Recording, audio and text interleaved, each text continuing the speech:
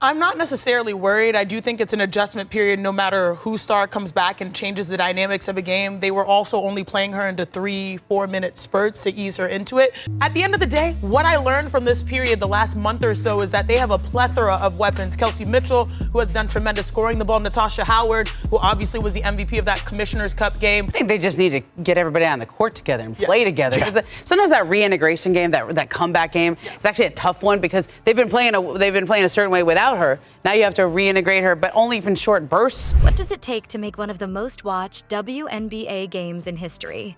Caitlin Clark knows. Cameras captured moments they tried to keep quiet, moments that set the stage for her jaw-dropping return.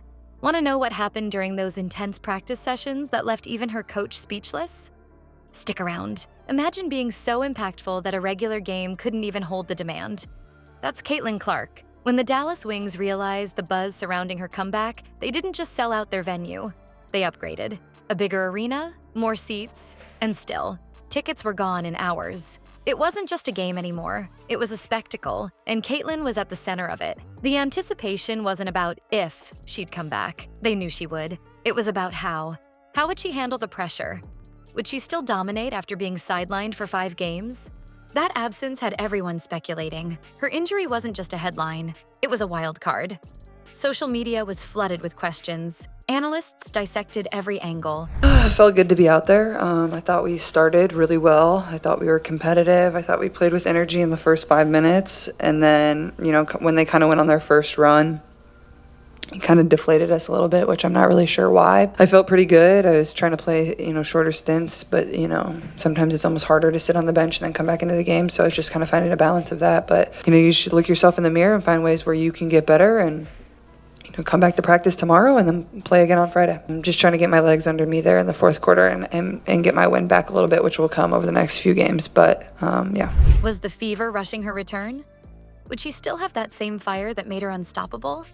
And let's not forget the fans. They watched, they waited, and in the meantime, Caitlin stayed in the spotlight in other ways. Interviews couldn't get enough of her. She even sat down with David Letterman, where she joked about her rusty shot. But was she really joking? That's what everyone wanted to see. Her influence stretched far beyond the court. Take the Iowa-Nebraska game earlier in her career. It drew over 1 million viewers, and it wasn't even a playoff. People tuned in just to watch her. Her name alone boosts ratings and brands noticed. During her break, her Gainbridge commercial dropped, showing her precision, her grind, her competitive edge. The Nike ad on the JW Marriott. And even in the first quarter of play, the Indiana Fever had 16 points in the first 5 minutes of play, but they ended the first half with only 32 points. I also just noticed a lot of bad body language on the court, and it wasn't just from one player, it was multiple players on the Fever. So I don't know even what to say. Like, some of the stuff, I'm just kind of like, I don't really know what happened. Step back and shoot the 3-pointer, please. There's a difference between a mid-range shot and a shot that's like around the free throw line or closer in, like around the paint area. There's a difference between that and shooting a shot that is 1.5 feet in front of the 3-point line. That wasn't just promotion, it was a statement. A 40-story reminder of how much weight her name carries for women's sports. But the real buzz wasn't about commercials or interviews. It was what was happening out of the public eye. Leaked practice footage showed her draining 3 after 3, running the court like she'd never left. Her teammates looked fired up too, and the energy was contagious. People couldn't help but wonder, was Clark about to come back even better? And then came her moment on the court. But if you thought the hype was big, wait until you see what she did on the court.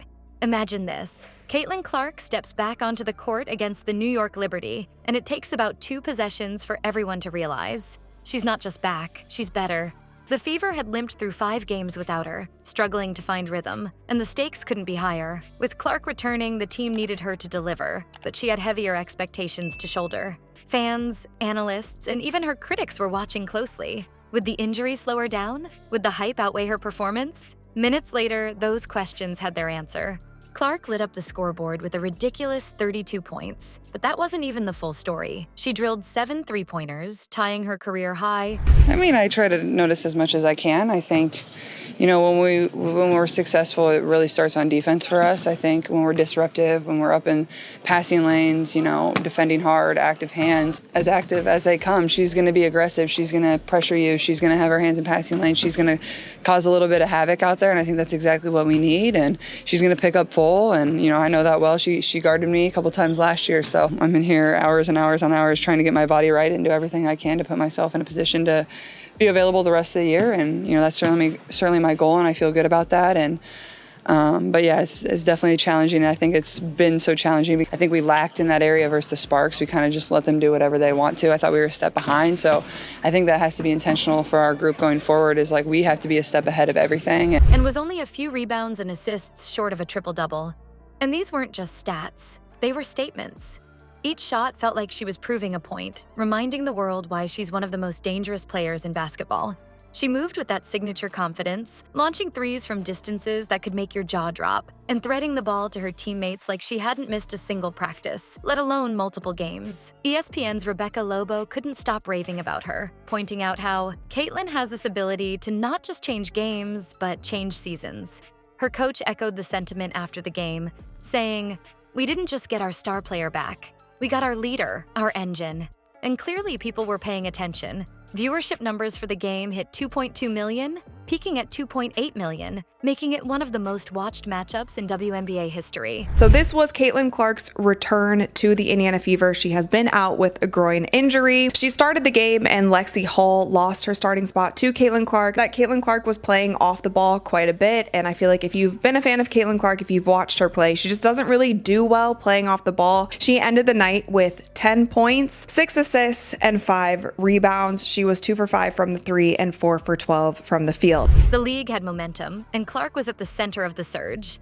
The practice footage leading up to this, clean passes, controlled cuts, and a shooting rhythm that refused to be interrupted. All of it hinted at this exact moment, but the emotional connection was just as powerful. Teammates rallied around her, feeding off her energy, while fans erupted in arenas and on social media with every bucket.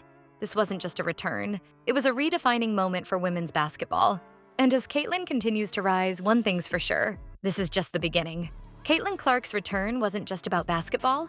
It was about the energy she brings every time she steps on the court. Her presence alone drew nearly 3 million viewers. The entire game except the first 5 minutes of the game, and then also the first few minutes of the third quarter. So overall, not a great game for the Indiana Fever. They're gonna have to bounce back. They have a tough one against the Atlanta Dream on Friday. But with that, you guys, the Golden State Valkyries continue to be a team that is shocking the WNBA. They were a team that a lot of people thought were not even gonna make playoffs this year. They came out with the energy. They made the adjustments on offense and on defense. They played hard the entire game. They played physical the entire game.